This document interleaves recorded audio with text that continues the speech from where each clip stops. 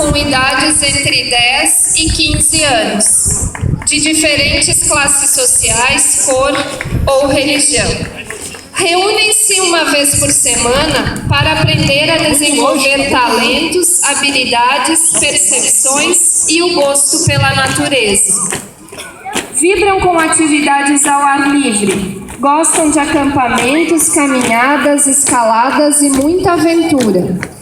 Sabem cozinhar ao ar livre, fazendo fogo sem fósforo. Demonstramos habilidade com a disciplina através de ordem unida e têm a criatividade despertada pelas artes manuais.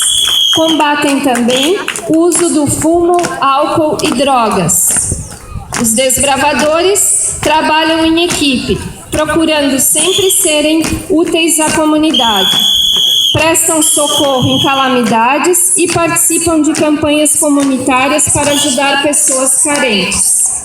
Em tudo que fazem, procuram desenvolver amor a Deus e à pátria. E, além disso,